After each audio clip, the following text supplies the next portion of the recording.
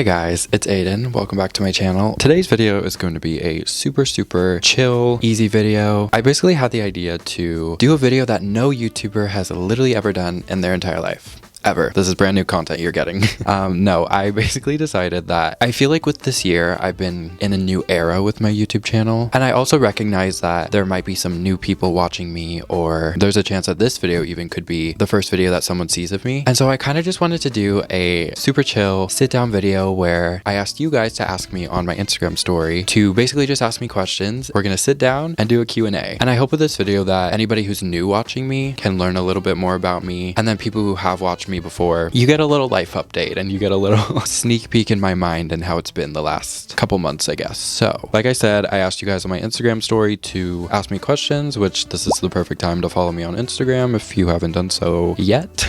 This is just a side note, but I'm so unbelievably grateful that I'm at a point in my life now where I'm able to ask you guys to ask me questions and I don't have to fake those questions and make the accounts myself and pretend that somebody else is asking me those questions. Because years ago, before I actually had people watching me on YouTube, I would fake questions for Q&As and pretend that it was a random account asking me, when in reality it was just me and some random account that I just made. So did you use your rear camera or front camera to film? So I use my iPhone to film, so we love growth. But yeah, without further ado, I don't know how long this video is going to be. I'm going to try to answer as many questions as I can. Maybe a longer video, I'm not sure, but get a snack, get a drink, let's just chill and hang out. You know what I mean? Hey Aiden, I love you and you're my favorite YouTuber / TikToker. How have you been mentally? First of all, thank you so much. That's so incredibly kind. I feel like I've been doing okay given the circumstances. The last couple months have been pretty hard for sure.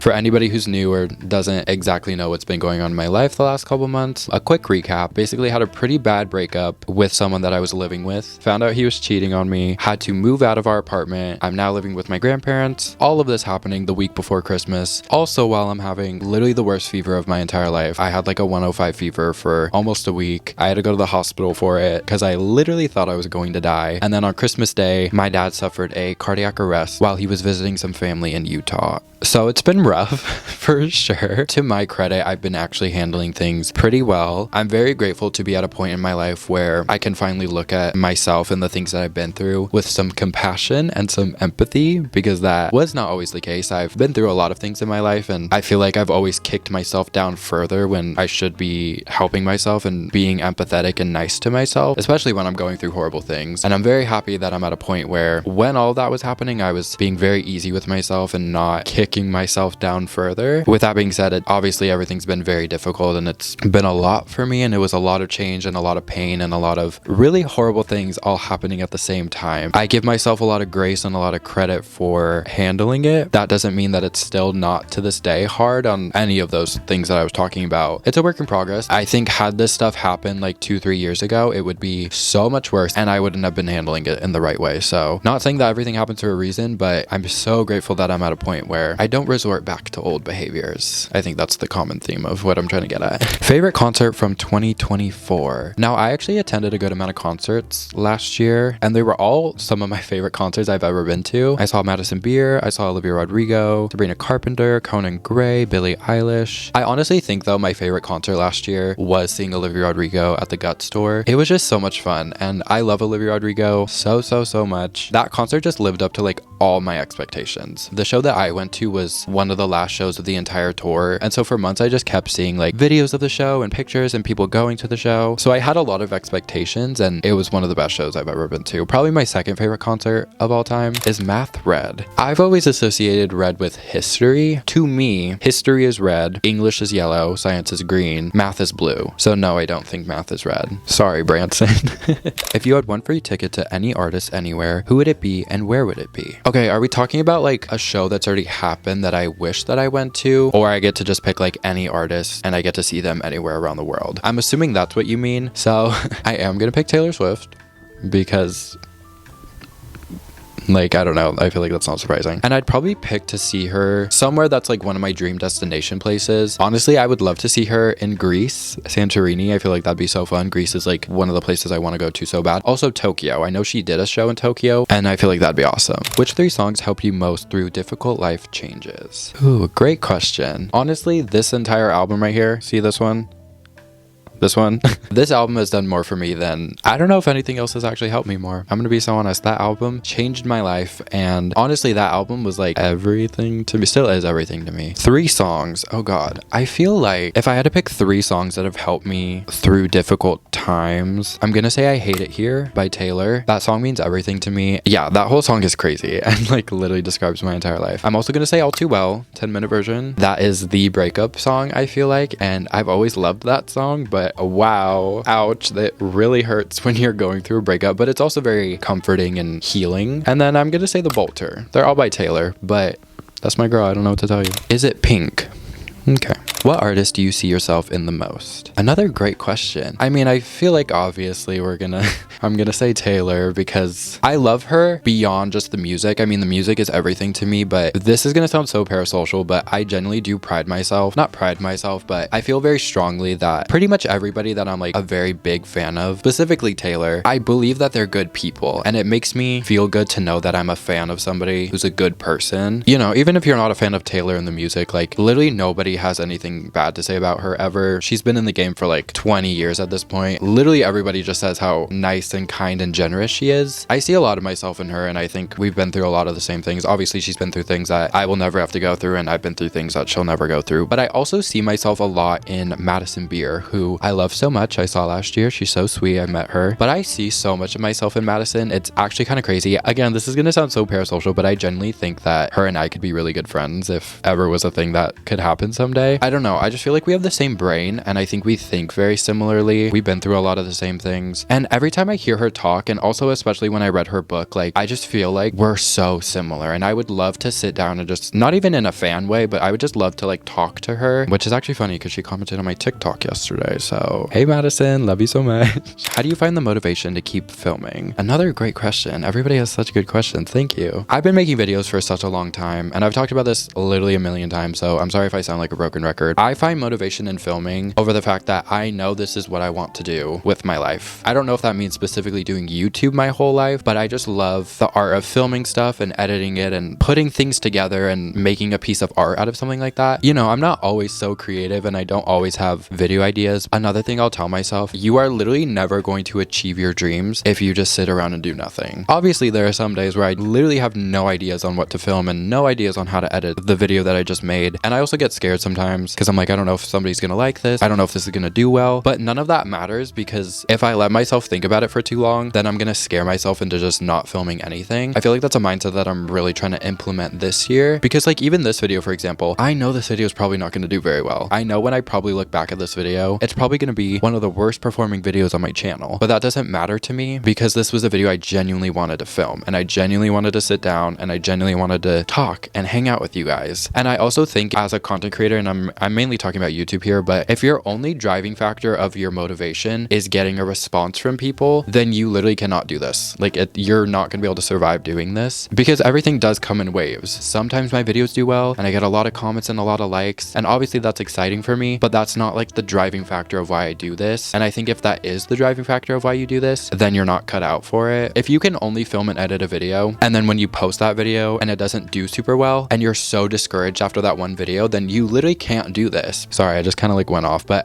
I feel super passionate about this because I've been doing it for so long, and like I know my videos are good, and I don't know when my like pop-off moment is gonna be, if I even ever have one of those, but I'm not worried about that because I know it's gonna happen when it's meant to happen. Because I think back to like 15, 16, 17-year-old me, and there was nothing more I wanted than for my YouTube videos to pop off. And it's so funny because looking back, I am so thankful that did not happen, because I didn't know anything at 16 years old. I didn't know how to do anything. Looking back, those videos, they were okay, but I don't want to be known for those videos I made when I was 15, 16. And I'm so glad it didn't happen then, even though I wanted it so badly. This is me popping off about YouTube, but what's your dream trip? Would you do it alone or would you do it with someone else? My dream trip is, like I was saying, I would love to go to Greece or to Tokyo. Another one of my life goals is I just want to visit all the Disneylands one day. I've only been to Disneyland, so I need to go to Disney World, Disneyland Tokyo, Disneyland Paris. Am I missing one? I don't know, but that's one of my goals. But this is actually a good question because literally yesterday, me and my best friend Sabrina just booked a trip to Seattle, and I've always wanted to go to Seattle. I don't know why. I feel like I'd like it in Seattle. So if any of you live in Seattle or you've been been to Seattle and you have some like recommendations of things we should do, please let me know, because we're currently trying to plan out our itinerary. We're not going till April, but please let me know. That'd be very appreciated. Top 10 albums of all time.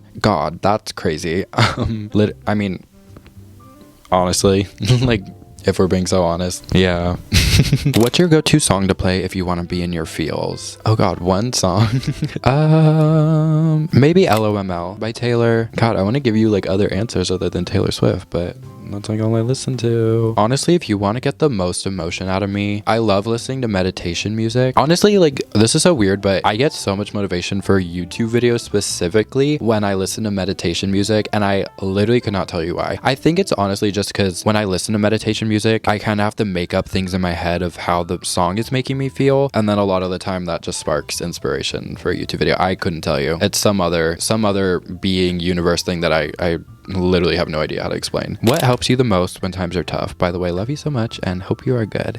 Very sweet of you. Thank you. Hope you're doing good as well. What helps me the most? I think obviously I've talked about this so many times, but YouTube helps me the most. Taylor Swift uses the analogy that songwriting for her is like sucking the poison out of a snake bite, and that's how songwriting makes her feel. And that's literally exactly how making videos makes me feel. Again, I've talked about this so many times, but going through so many horrible things and having to deal with all those horrible things and then being able to make a video about it, whether it's right when it happens or even a couple years down the line, it puts everything into perspective for me, and it makes everything make sense for me. And it's like, okay, this is why you're going through stuff. But other than making videos, listening to music, obviously, I've been reading a lot more, which has been really good for me, and I've actually been liking it a lot. I used to hate reading so much. Where did you get the big Eras Tour poster that's on your wall? This beautiful thing right here, I actually got when I went to the Eras Tour. I don't know if you guys can tell, but it's actually a tapestry. It's this big canvas thing. I don't even know. I honestly don't even remember how much it was. Very worth it because I love it so much and I think it's so cute. What was the biggest snub at the Grammys? Taylor and Billy, for sure.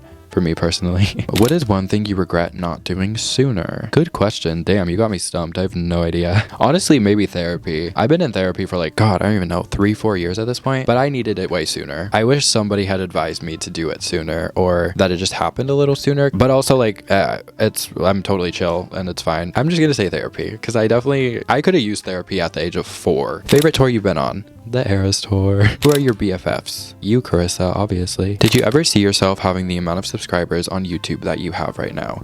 No, literally never. Going back to what I was saying at the beginning of this video, I literally used to make up questions so that I could do a Q&A. So now that I can actually do a Q&A with real questions by real people is very cool, and I literally never thought that that would ever happen for me. Obviously, I'm not some like massive creator with millions of subscribers, but the idea that there's even a couple thousand people out there that are interested in me and interested in hearing on what I have to say and what I have to share with the world is very cool. So never in a million years. No, it blows my mind every day. How long have you been living by yourself? I'm actually not living by myself. I am living with my grandparents. I don't know how long this will be for. Might be a little bit, might be a long period of time. I really don't know. But yeah, no, not living alone. Not yet anyway. Favorite song lyrics at the moment? Honestly, like all of my Kink is Karma by Chappell Roan or The Bolter by Taylor Swift. How have you been dealing with the breakup? Also, hope you are doing well. Thank you so much for caring. I appreciate it. I've been doing okay. This has been, my first real big breakup, and it's not fun for sure. It's really difficult some days. I think the main thing that I'm proud of myself for doing is I'm really just letting myself feel everything out, and I'm not criticizing myself for my emotions or how my emotions might flip-flop. Some days I wake up and I feel so good and I'm like, you know what? That's just in the past, like whatever. And some days I literally want to punch him in the face.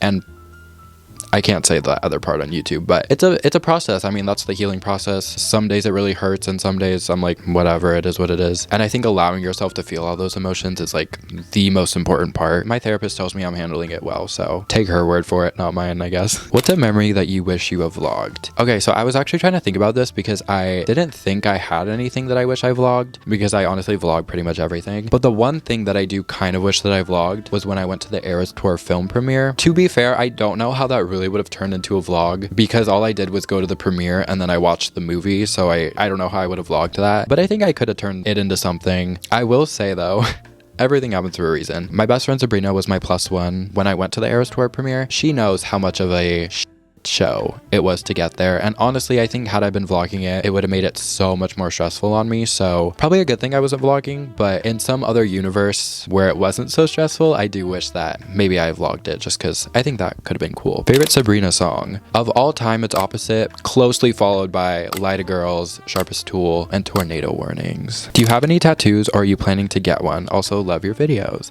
Thank you so much. I don't have any tattoos. I would love some tattoos, honestly. I have a couple ideas, but I know that I should wait, but I kind of don't want to. There's one tattoo idea I have in mind that I know I'm gonna regret when I get it. But it's in a place that nobody would see except for me, maybe like a doctor, and then anybody that I'm like intimate with. This sounds like it's in a really weird place. It's not even a weird place. It's on my upper thigh. And I'm just gonna leave it at that. There's a select group of people out there that know what I'm talking about, and do with that what you will.